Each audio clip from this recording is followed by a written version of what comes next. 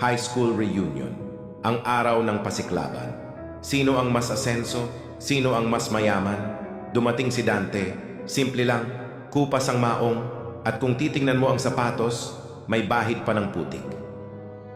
Agad siyang nakita ni Gary. Ang bully ng klase noon na ngayon ay manager na daw sa Maynila. Uy Dante, buhay ka pa pala. Bakit ganyan ang itsura mo? Mukhang galing ka sa bukid ah. Ngumiti lang si Dante. Oo Gary, galing ako sa bukid. Doon kasi ako nagtatrabaho. Lalong lumakas ang tawanan. Magsasaka pa rin pala.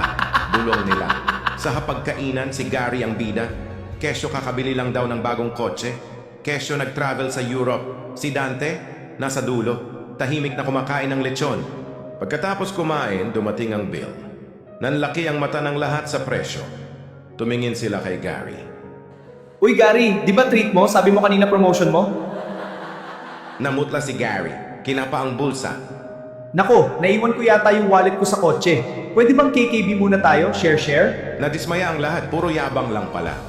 Biglang lumapit ang general manager ng resort. Kinabahan sila. Akala nila sisingilin na sila o papaalisin, pero nilampasan ng manager si Gary. Dumiretso siya sa dulo, kay Dante, at yumuko ito bilang paggalang. Sir Dante, good evening po. Pinapapirmahan lang po sa office yung delivery ng fresh vegetables galing sa farm nyo.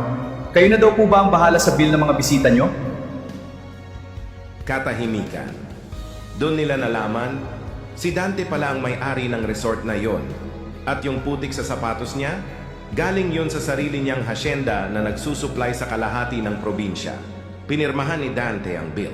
Bumalik siya sa upuan at tinapik si Gary. Okay lang pre, treat ko na. Next time, huwag tayong mangmamata ha. Lupa lang din ang bagsak nating lahat. Tandaan, ang tunay na mayaman, hindi kailangang sumigaw dahil ang lata, maingay lang kapag walang laman. Staring at the bottom of your glass, hoping one day you'll make a dream last.